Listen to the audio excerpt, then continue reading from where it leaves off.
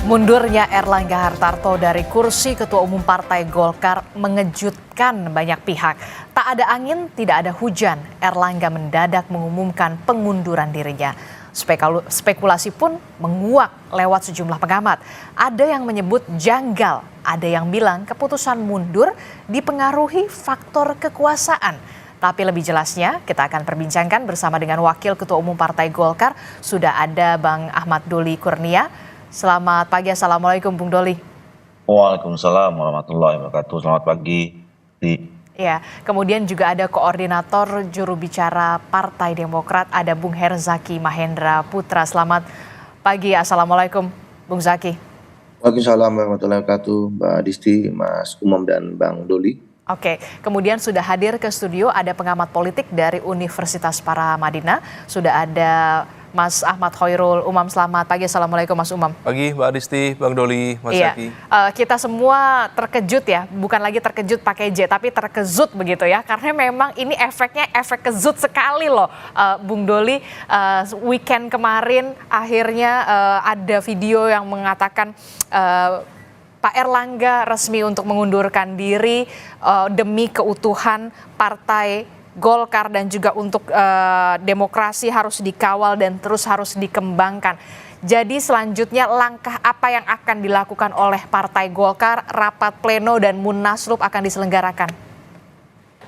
Iya, dengan mundurnya Pak Erlangga Hartarto sebagai Ketua Umum ya, itu sebenarnya memenuhi syarat untuk segera dicari Ketua Umum yang baru melalui musyawarah nasional luar biasa. Jadi dalam anggaran dasar rumah tangga kami itu dijelaskan apabila munas luar biasa itu bisa diselenggarakan ya. Memang ada peraturan usulan dari 2/3 dari DPD provinsi, tetapi juga ada syarat-syarat yang memenuhi syaratnya itu misalnya apabila Ketua Umum itu berhalangan tetap ya. Kemudian yang kedua terkena masalah hukum, yang ketiga mengundurkan diri.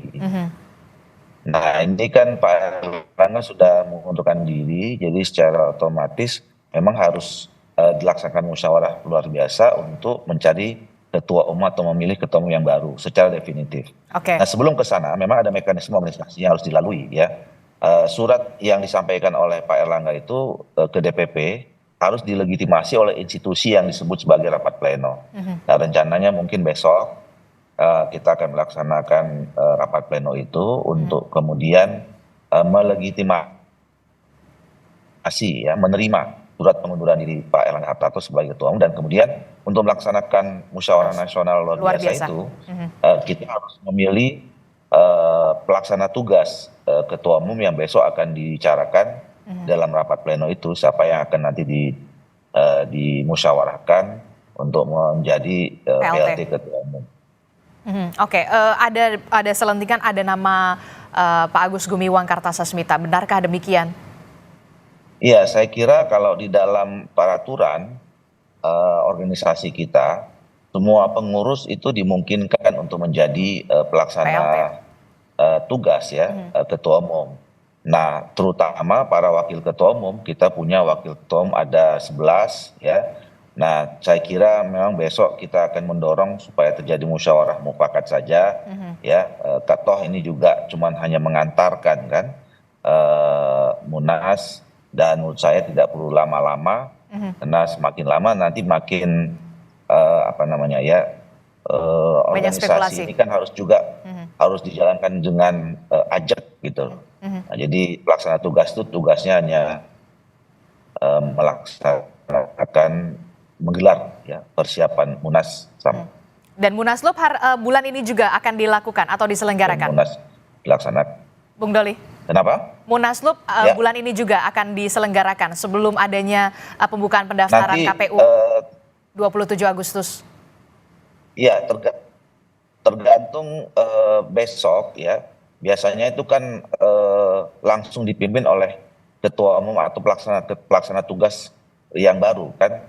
Dalam anggaran dasar rumah tangga kita adalah penanggung jawab munas itu adalah ketua umum ya, atau munaslup ya, penanggung jawabnya adalah pelaksana tugas ketua umum.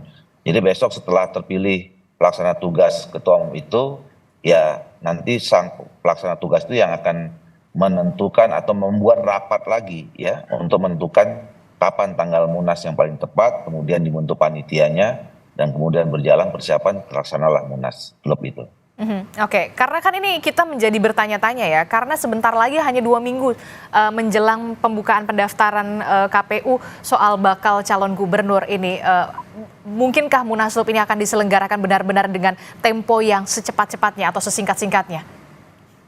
Ya, alhamdulillah ya Partai Golkar ini sebagai partai tertua, kita juga sudah punya banyak pengalaman ya pasang surut perjalanan partai kami ini, Partai Golkar ini. Ya mudah-mudahan insya Allah selama ini menurut pengalaman ya kalau misalnya ada terjadi kejadian-kejadian yang luar biasa seperti ini kita bisa mengatasinya ya. Bayangkan saja 2014, 2019 kami waktu itu melaksanakan 3 kali Munas ya dalam satu periode, tapi alhamdulillah kita bisa survive, bisa kita jalan melaksanakan roda organisasi dan menghadapi event-event politik. Oke. Ya, sehingga sampai hari ini alhamdulillah 2024 kita masih diberi kepercayaan oleh rakyat dan ya mengantarkan Pak Prabowo dan Pak Gibran jadi presiden wakil presiden terpilih, dan alhamdulillah Golkar juga mendapatkan suara tambahan signifikan secara nasional ya, 17 kursi. Oke, Partai Golkar tadi betul Anda sebutkan memang partai tertua begitu, bahkan partai yang berpengalaman, akarnya sudah sangat kuat begitu ya dibanding bersanding dengan PDI Perjuangan dan juga Partai Persatuan Pembangunan. Nah, yang kemudian dicermati adalah pernyataan Pak Erlangga soal pengunduran dirinya adalah untuk menjaga keutuhan Partai Golkar. Apa yang bisa Anda jawab di sini, Bung Doli? Ya, ini sangat personal ya, sangat pribadi Pak Erlangga gitu. Kami pun juga tidak bisa berspekulasi atau menggali lebih jauh apa alasan pertimbangan gitu. Selain apa yang disampaikan Pak Erlangga pada saat pernyataan sikapnya itu ya, menyampaikan dalam bentuk video dan dirilis gitu. Nah, kalau kita lihat dalam pernyataan itu kan Pak Erlangga menyampaikan bahwa ini semua demi keutuhan ya, keutuhan Partai Golkar termasuk di dalam melancarkan, menjaga ya proses masa transisi pemerintahan ini gitu. Jadi saya kira kalau apa yang disampaikan kepada kami ya beberapa orang sebelum beliau menyampaikan statement itu ya ini memang untuk kebaikan ya, kebaikan Pak Erlangga sendiri secara pribadi, kebaikan keluarga beliau, kebaikan buat Partai Golkar dan kebaikan untuk bangsa dan negara. Demi kebaikan beliau, Pak Erlangga, kemudian keluarga dan juga Partai Golkar. Kalau ada spekulasi, ada faktor eksternal, intervensi dari eksternal, jawaban Anda? Saya tentu yang paling tahu kalau ada itu Pak Erlangga sendiri. Tapi kami juga tidak berani ya mengandai-andai gitu. Karena saya selalu apa yang saya sampaikan, apa yang saya lihat, apa yang saya dengar gitu. Dan Pak Erlangga menyampaikan kemarin ini memang lebih pertimbangannya sangat pribadi dan tentu kita harus hormati itu. Oke, kita tetap harus menghormati apa yang sudah diputuskan oleh Pak Erlangga untuk mundur dari jabatannya sebagai Ketua Umum Partai Golkar, termasuk langkah yang akan dilakukan oleh Partai Golkar setelah ini melaksanakan rapat pleno dan juga menyelenggarakan Munaslup begitu ya untuk Ketua Umum Partai Golkar yang baru begitu. Saya ke Bung Herzaki. Bung Herzaki, respon dari Partai Demokrat ketika mendengar ini apakah terkejut atau bagaimana? Bagaimana nasib Kim Plus nantinya ke depannya seperti apa? Gak usah Kim Plus dulu deh, Kim dulu deh. Adakah pembicaraan soal itu? Ya, terima kasih ya. Pertama yang pasti kalau Demokrat kami menghormati keputusan politik pribadi dari Pak Erlangga ini gitu. Bagaimanapun beliau adalah tokoh yang sangat baik, politisi besar ya, tokoh nasional, tentunya dalam setiap mengambil keputusan sudah berdasarkan pertimbangan matang, dan ini juga tentunya memang keputusan pribadi beliau ya.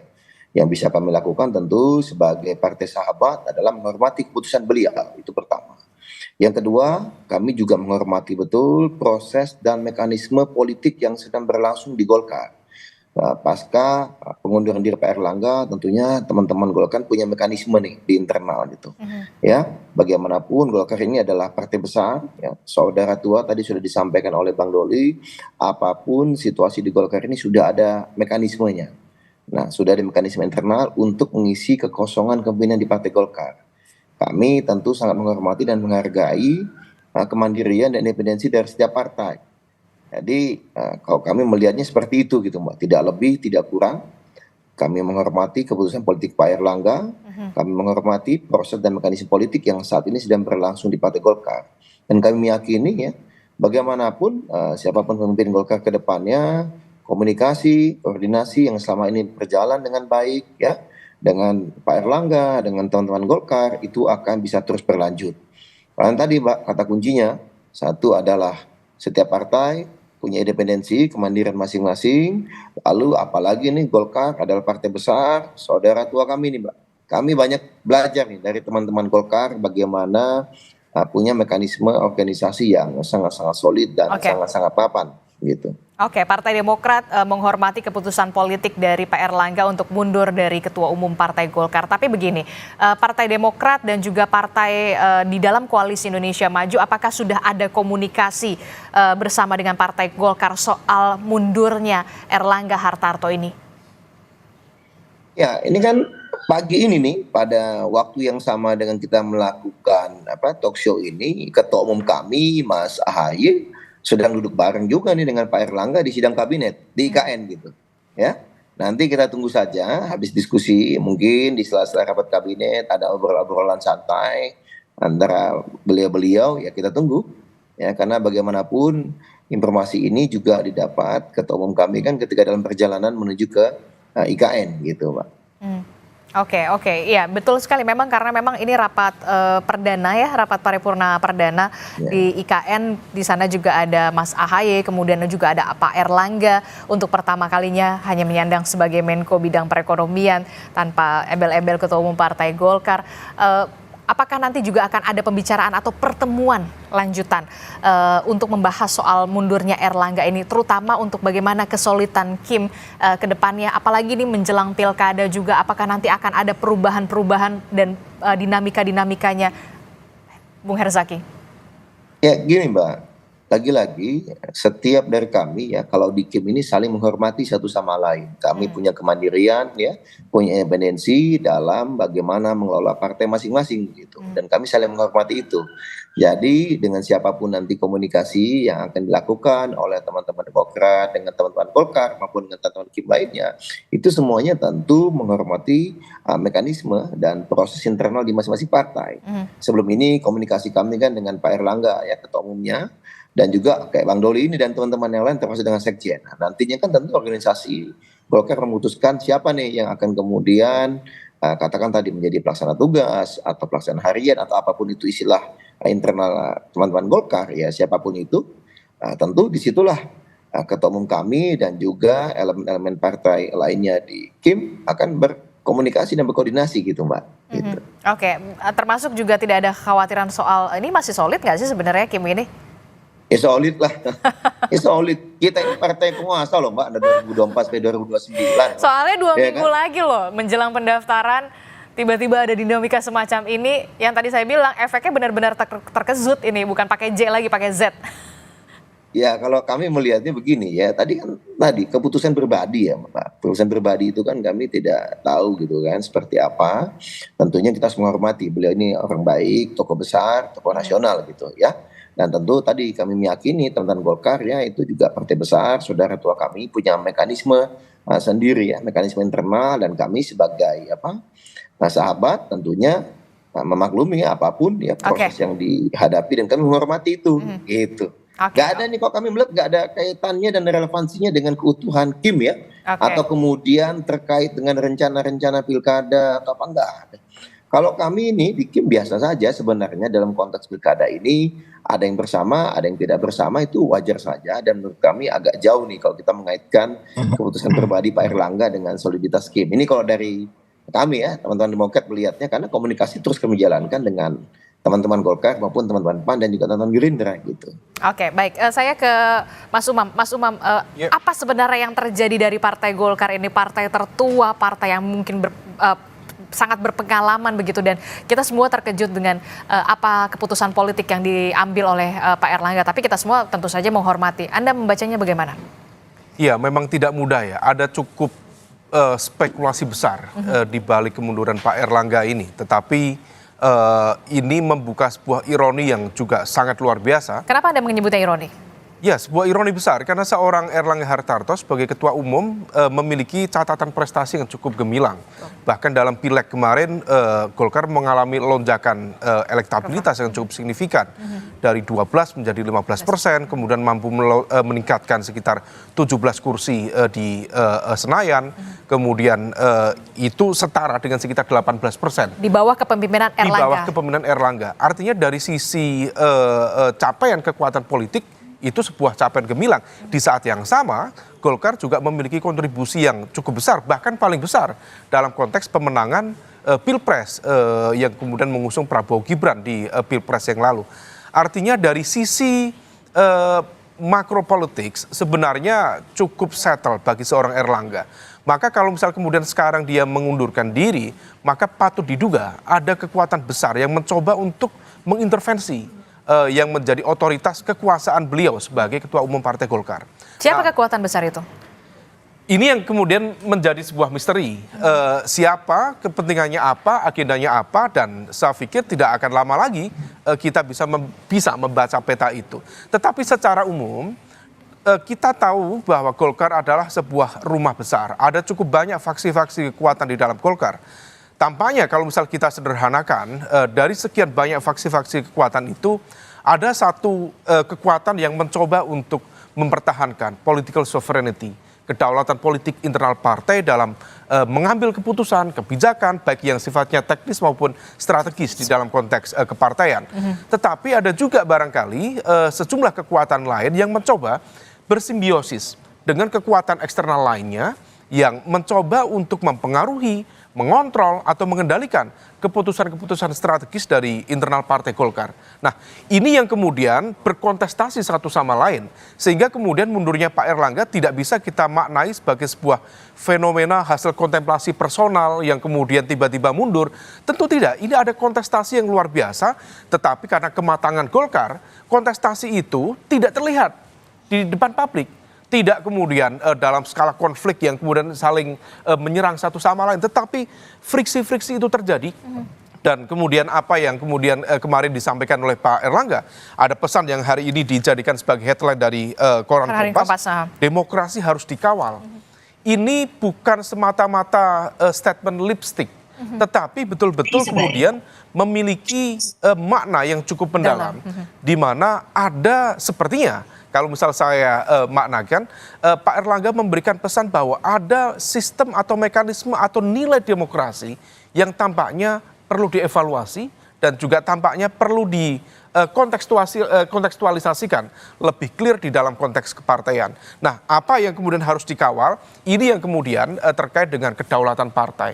Nah, oleh karena itu apa yang terjadi di Golkar saat ini, tentu ada sejumlah informasi spekulatif dan rasa-rasanya menjadi agak kurang tepat untuk disampaikan. Barangkali Mas Doli yang bisa menyampaikan. Tetapi kalau misal secara general, tampaknya kita bisa memaknai ada kekuatan besar, the invisible hand, yang mencoba untuk mempengaruhi, mengontrol dari kedaulatan partai internal Golkar, bahkan barangkali dengan cara-cara yang di luar mainstream, sehingga kemudian menghadirkan tekanan yang luar biasa bagi seorang Pak Erlangga Hartarto, memiliki legitimasi yang kuat, memiliki capaian dan prestasi yang kuat, tetapi kemudian harus mengundurkan diri dari posisi ketua umum yang sebenarnya sangat legitimate dan juga kredibel. Anda melihat ini baru permulaan awal dari kekuatan besar tanda kutip dan invisible hands yang mencoba untuk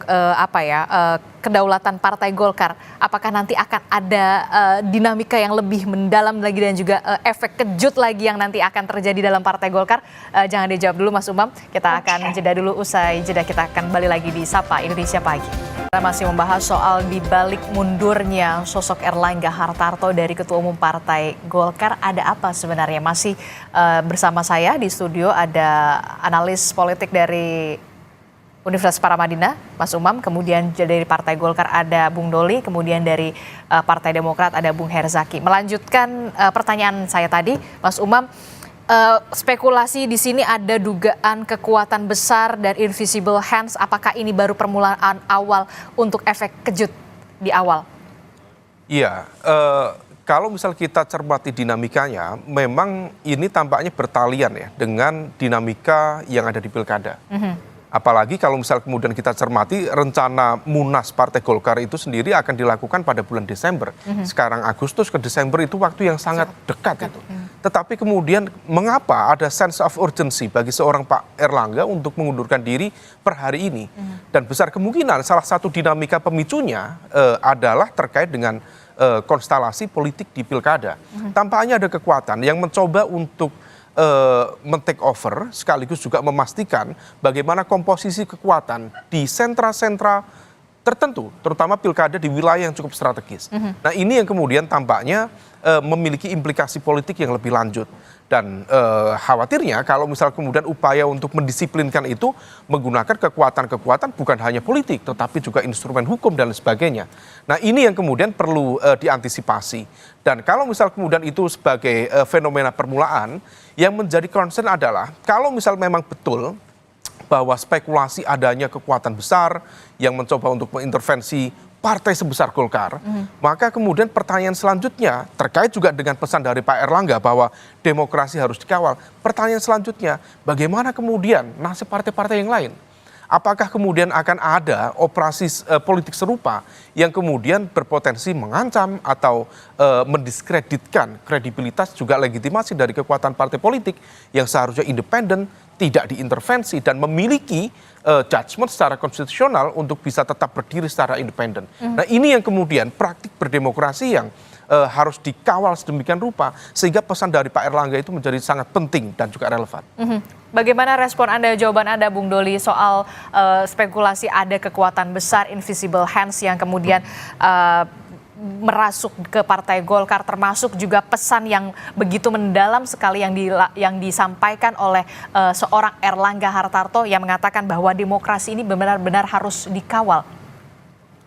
Iya, saya kira tadi seperti yang saya sampaikan bahwa saya tidak mau berspekulasi ya. Kami hanya menjelaskan atau menyampaikan apa yang saya lihat secara langsung gitu. Secara institusi kami tidak pernah merasakan ada upaya-upaya untuk kemudian masuk ya apa tadi disebut sebagai invisible hand dan segalanya gitu. Karena alhamdulillah sampai hari ini kan partai ini berjalan dengan sebagaimana biasanya menjalankan sebuah organisasi ya. Apa namanya itu yang pertama.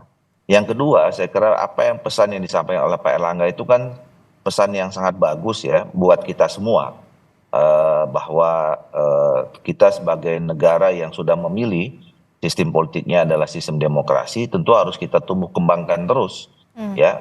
Jadi apa yang juga selama ini sudah dilakukan oleh Pak Erlangga terlibat dalam dunia perpolitikan sebagai pimpinan partai politik yang ada partai politik itu adalah bagian dari atau pilar dari demokrasi. Tentu harus pesan itu menjadi catatan penting buat kami ya di Partai Golkar dan saya kira juga itu menjadi catatan penting buat bangsa dan negara kita bahwa kita terus harus merawat, menjaga, menumbuh kembangkan demokrasi yang sudah menjadi pilihan dalam sistem politik kita. Anda tidak melihat ada pesan yang sebenarnya ingin disampaikan oleh seorang Erlangga Hartarto dengan demokrasi ini tetap harus dijaga? Saya kira itu pernyataan yang pernyataan normatif sebagai tokoh politik, sebagai pimpinan partai politik selama ini yang memang bergaul beraktivitas ya di lingkungan sistem demokrasi kita. Jadi Pak Erlangga saya kira juga sudah merasakan langsung ya bagaimana pentingnya demokrasi kita harus terus kita jaga supaya memang rakyat itu betul-betul punya kedaulatan dalam setiap keputusan-keputusan penting rakyat harus terlibat dan aspirasi rakyat itu yang harus kita perjuangkan. Oke, termasuk juga yang kemudian menjadi pertanyaan mungkin juga dari calon kepala daerah yang kemudian diusung oleh Partai Golkar. Ini bagaimana nasibnya dengan mundurnya seorang Erlangga Hartarto? Partai Golkar seperti apa bisa memberikan apa ya jaminan begitu ya, tidaknya Partai Golkar ini masih bersama mereka untuk pilkada ke depan? Ya, insya Allah tidak ada banyak perubahan ya. Seperti yang saya sudah sampaikan tadi malam pada saat press conference, saya menyampaikan juga kepada seluruh kader agar tetap terus bisa menjaga soliditas sampai ke tingkat paling bawah, dan terutama menghadapi pilkada, dan terutama kepada calon-calon kepala daerah, ya baik itu berasal dari kader Partai Golkar maupun juga kerjasama kita dengan kader-kader partai politik yang lain, insya Allah ini tetap berjalan ya, karena kan apa yang sudah kami putuskan kemarin ya, misalnya ada 22 calon gubernur dan wakil gubernur, kemudian ada 321 calon kepala daerah di kabupaten dan kota ya, itu kan keputusannya keputusan institusi ya, bukan keputusan individu, bukan keputusan Pak Erlangga sendiri, tapi itu sebuah keputusan Partai Golkar yang kalaupun kemudian institusi ketua umumnya berganti ya, kemudian keputusan institusi itu tidak mudah juga untuk dirubah, karena keputusan yang sudah kami ambilkan prosesnya juga cukup panjang. Hampir 2 tahun yang lalu kita sudah mulai berproses, dan keputusan itulah keputusan yang terbaik secara institusional. Jadi bukan keputusan pribadi per pribadi, dan di kami kan juga selama ini dalam menjalankan roda organisasi ini mengedepankan kolektif kolegial ya. Jadi semuanya dijalankan secara bersama sesuai dengan fungsi bidangnya masing-masing. Oke, termasuk juga bisa menjamin tidak akan ada perubahan soal peta calon-calon yang kemudian diusung oleh Partai Golkar dengan mundurnya seorang Erlangga Hartarto.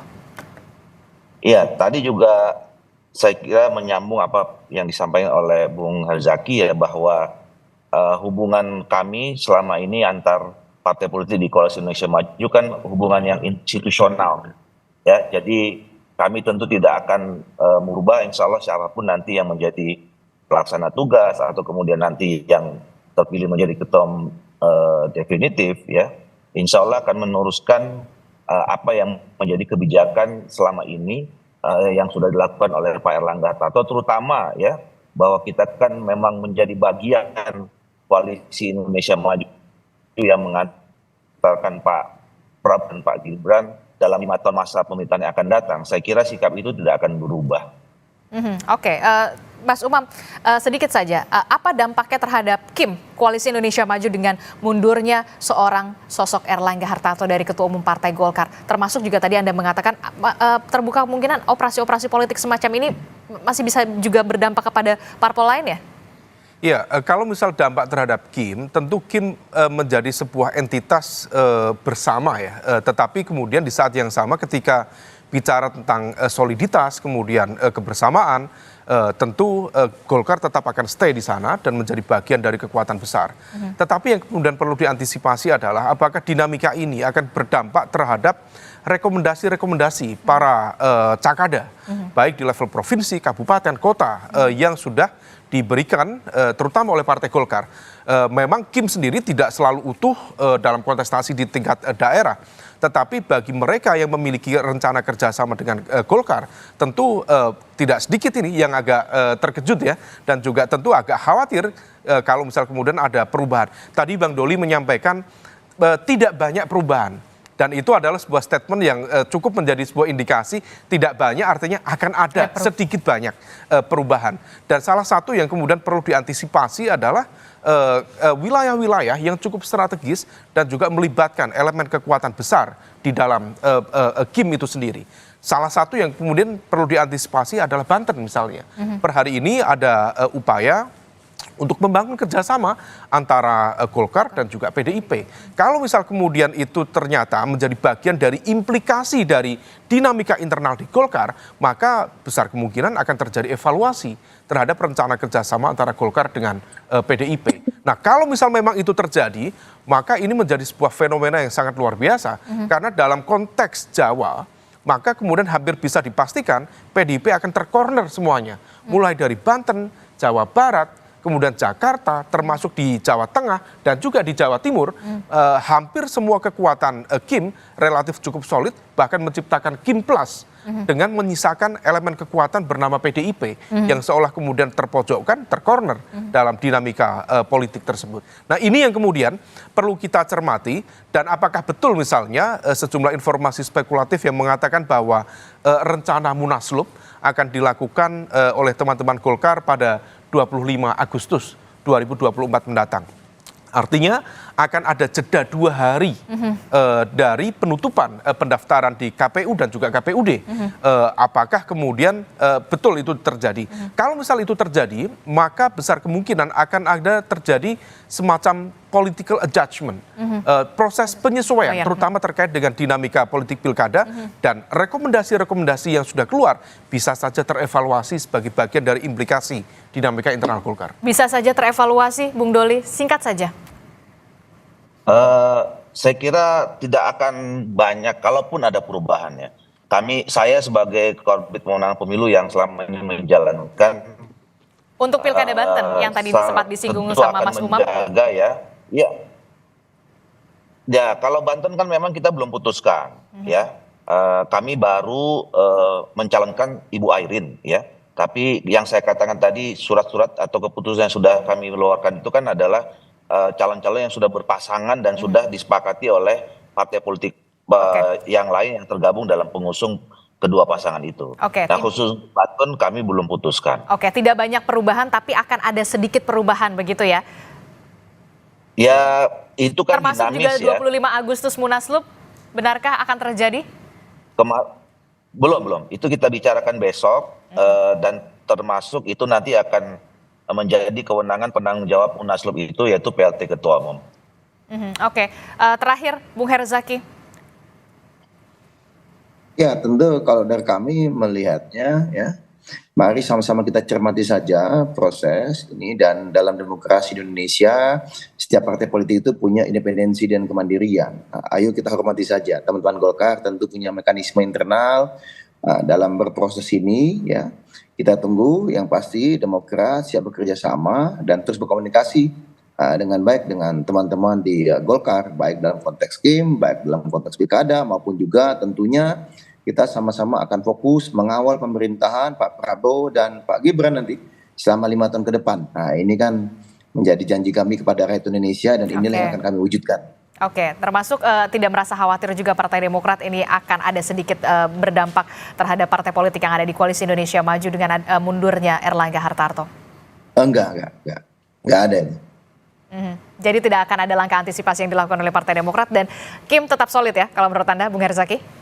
Iya, solid, tetap solid, terus komunikasi kok. Kan kita setiap hari hampir selalu komunikasi di berbagai tingkatan ya, baik di tingkatan ketua umum, di tingkatan waketum atau sekjen, ataupun teman-teman Bapilu misalnya, terkait dengan pilkada ini misalnya. Jadi ya selalu sejalan kok selama ini gitu ya, termasuk saling menghormati. Kalau misalnya kadang-kadang misalnya teman-teman Golkar punya jago lain, kami punya jago lain, kan wajar-wajar saja gitu kan. Yang paling penting nanti semua mengawal pemerintahan Pak Prabowo dan Pak Gibran 5 tahun ke depan agar selaras nih di setiap daerah gitu dengan visi misi Pak Prabowo dan Pak Gibran. Oke, kita akan tunggu bagaimana nanti rapat pleno yang akan dilakukan oleh Partai Golkar, termasuk juga menentukan kapan jadwal Munas luar biasa akan dilakukan oleh Partai Golkar untuk menentukan siapa ketua umumnya setelah sosok Erlangga Hartarto mundur dari ketua umum Partai Golkar. Terima kasih telah bergabung bersama kami, Bung Doli Kurnia dari Partai Golkar, kemudian ada Bung Herzaki dari Partai Demokrat. Mas Umam, terima kasih sudah bergabung di studio. Terima kasih Bapak-Bapak. Assalamualaikum, sehat selalu. Waalaikumsalam warahmatullahi wabarakatuh.